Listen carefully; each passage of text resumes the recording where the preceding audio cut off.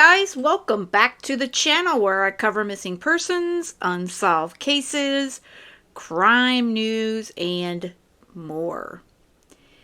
Tomorrow, the trial of accused murderer Kaitlin Armstrong begins. And for those that do not remember, she is being accused of killing Anna Maura Wilson, otherwise known as Mo Wilson. And there's been some wrenches thrown in along the way. Bottom line is she is facing first-degree murder charges. It's been alleged that she went after Mo because of jealousy, which, as we all know, that's one of the oldest things that, you could attack somebody.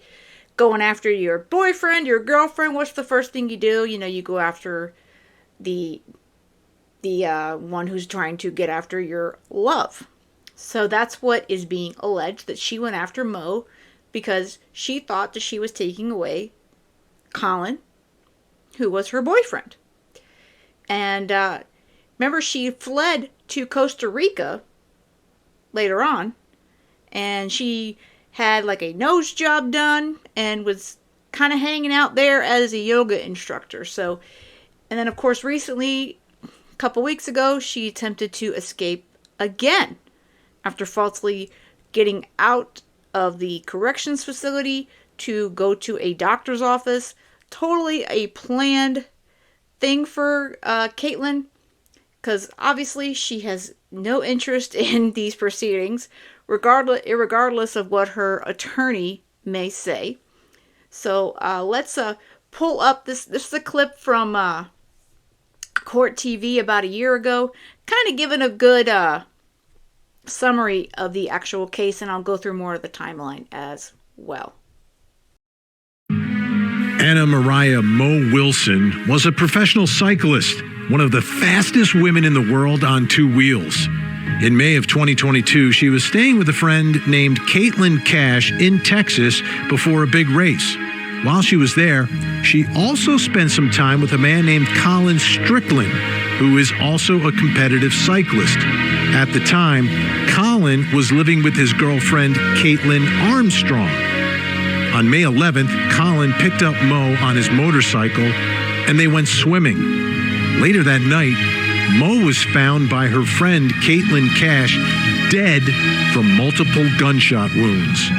Police interviewed Colin Strickland, Kaitlin Cash, and Kaitlin Armstrong.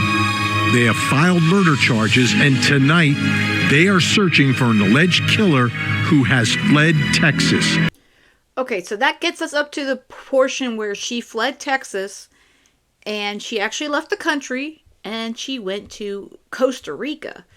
So let me make sure we're going through the entire timeline here, because again, the case starts tomorrow. So we have May 11th, 2022, a woman found dead. Police in Austin, Texas responded to a call at a local home where they found an unconscious woman with a gunshot wound to the head. The woman, at the time unidentified, died at the scene. Now, that was later identified as Mo Wilson. May 12th, 2022, Kaitlin Armstrong is questioned. Police question Armstrong about the murder because her Jeep was seen in the area. May 13th, 2022, she decides to sell her car. This is Kaitlin Armstrong. One day after being questioned, Armstrong sold her car to a CarMax dealer in South Austin for $12,200. May 14th, 2022. This is when Mo Wilson was actually identified. The woman found dead is identified as Anna Maria Mo Wilson, a professional cyclist. She was in Texas to compete in a local race. May 14th, 2022, Armstrong flees to New York. Now, this is where she initially goes. Armstrong flew to New York City. According to U.S. Marshals, surveillance video showed her wearing a denim jacket at the airport. On May 17th, 2022, an arrest warrant is issued. Police issued a warrant for Armstrong's arrest. According to an affidavit with the warrant, Wilson went swimming with professional cyclist Colin Strickland hours before her death. According to the document, Armstrong and Strickland were dating at the time, although Strickland told police they were on a break. During that time, he met and began dating Wilson. Strickland and Armstrong were living with each other at the time, and police said he had lied to her about what he was doing on the day that Wilson was murdered. According to the document, Strickland's car was seen dropping Wilson off at the home before Armstrong's car pulled up 1 minute later. May 20th, 2022, the search for Armstrong begins. U.S. Marshals begin to search for Kaitlin Armstrong. May 21st, 2022, Wilson's family speaks out. Wilson's family issued a statement saying that as far as they were aware, the cyclist was not dating anyone when she passed away. Investigators found messages on Wilson's phone indicating she still believed she was in a romantic relationship with Strickland, despite Strickland still dating Armstrong. Jumping to June 23rd, 2022, Armstrong's Jeep is found. Law enforcement located Kaitlin Armstrong's black Jeep, which she sold the day after Wilson's murder. June 30th, 2022, Armstrong is arrested in Costa Rica. After a 43-day-long manhunt, authorities arrested Kaitlin Armstrong at a hostel in Santa Teresa Beach in Costa Rica. U.S. Marshals said Armstrong was at the airport in Newark, New Jersey, back on May 18th, where no flights were booked in her name. Marshals said she used a fraudulent passport to fly to Costa Rica and then changed her appearance by dyeing her hair dark brown.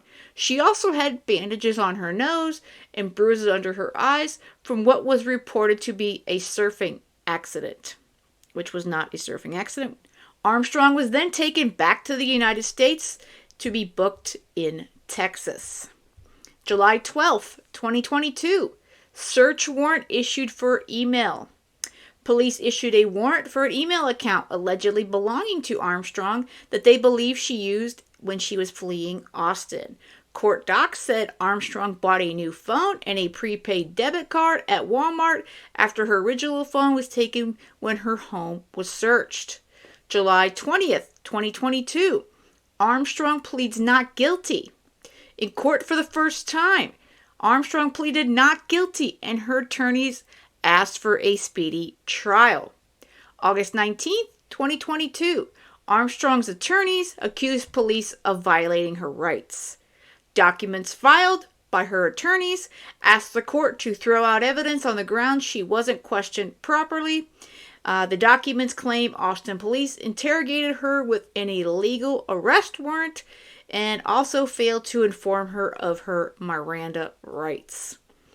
August 26th, 2022, a search warrant is issued for Armstrong's belongings. Court documents stated that a search of Armstrong's belongings revealed that she had her sister's passport as well as a boarding pass from Newark, New Jersey to Costa Rica in her sister's name.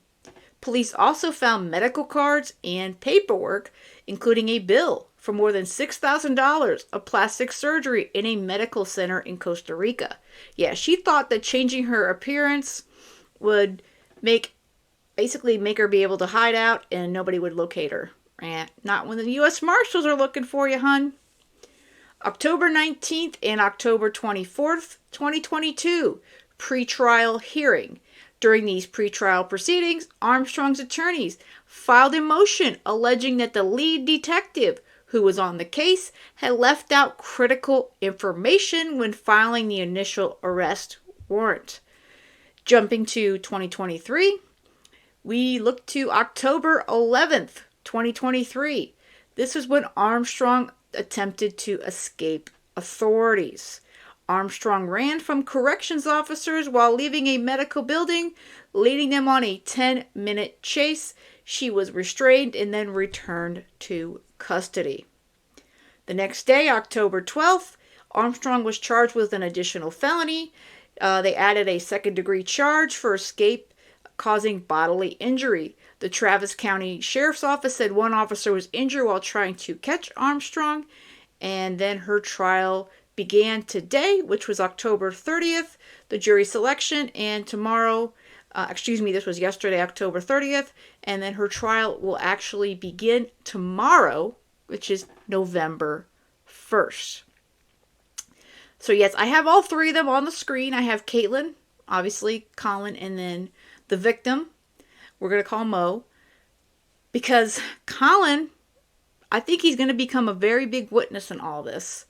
I am curious how this is going to play out. I mean, this is crazy to me. Now, her attorneys last year, they came out after these pretrial hearings and they decided to talk to the press, and they were trying to tell them that there's a lot more than meets the eye to her case. I'll say just a few words today because I do understand that there's intense media interest in Kaitlin Armstrong's case. I know that you'll have a lot of questions, and there will be a time and a place to answer those questions, but not today. There's a big picture here. This is a beginning of a process that will play out in court, and it should play out in court. And we understand that there are questions that need to be answered, and we look forward to doing so. But we also have some questions of our own. What you saw in that courtroom today was illuminating. Ms. Armstrong wants her day in court. She wants a trial. And you heard the district attorney threaten sanctions over her desire for a trial. I do want to say one thing. I think that is interesting considering her escape attempt earlier this month, but I digress. As a matter of course, cases should not be indicted if prosecutors are not prepared to proceed. But we have some questions. Why did the Austin Police Department seemingly ignore a tip about the former boyfriend of Miss Wilson? Why did the Austin Police Department present inaccurate and misleading information to a judge when seeking an arrest warrant of Miss Armstrong? Did the inexperience of two key officers assigned to this case play a role in its apparent mishandling? Who vandalized the home of Kaitlin Armstrong and Colin Strickland the night of Wilson's death? And why? Unfortunately, a lot of the information that's been presented so far in the media is simply not accurate. I understand that reporters frequently will get information from so-called law enforcement sources. The police have a vested interest in painting a picture that supports their initial assumptions and actions. Law enforcement sources also might have an interest in glossing over details that could be of interest and relatable to their mistakes in the initial hours of this unfortunate situation, terrible situation. All I can ask of the press here is that you not consider everything told to you by law enforcement as confirmed and reportable facts. Simply put, there is a lot more to this story than has yet been heard. We will file motions challenging this investigation and challenging the conduct of the Austin Police Department. We look forward to this legal process ahead and these issues being heard in a court of law. So that was the press conference that her defense team made after last year's initial pretrial hearings. Again, I do find it ironic that he states that Kaitlin is anxious for her trial, and then she decides that she wants to make an escape attempt after her previous 43-day excursion to Costa Rica before she was finally arrested last year. That said, I'm actually very much looking forward to this trial. I will be covering it here on the channel. He has also alleged, the attorney has stated that there may be a fourth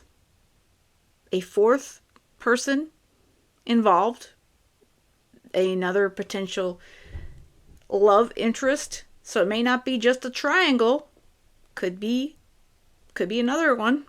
He's saying that there's another potential gentleman involved. So we shall see what we hear about that during testimony. But what do you guys think? Do you think that, it's all on Kaitlin? Because I do believe she's trying to push that on this fourth person, that her and her team are stating the police were negligent and they did not investigate this individual. So we shall see during testimony what exactly they've got to say. I'm definitely looking forward to opening statements tomorrow, and I will definitely do an update on that, and I'll probably do an update every few days regarding the testimony. And obviously, definitely will update you when Colin gets up on the stand and if Kaitlin decides to testify on her behalf. But again, let me know what you guys think of this one in the comments. I remember this is a crazy, crazy case. And I don't know. I mean, she's just... It would be hard for me to be a juror because the fact that everything that she did and then fled the country, and then not only did she flee the country to Costa Rica when she got to New York, she changed her hair color, had a nose job and what have you done, so plastic surgery, and was trying to sort of blend in with the local area, be a yoga instructor. To me, there's just so much guilt there that I couldn't be impartial. I really couldn't be. I believe she's completely guilty in my book, but I will be listening to testimony to see what the defense's team has to say. All right, guys, I hope you have a great rest of the day, and most of all, stay safe.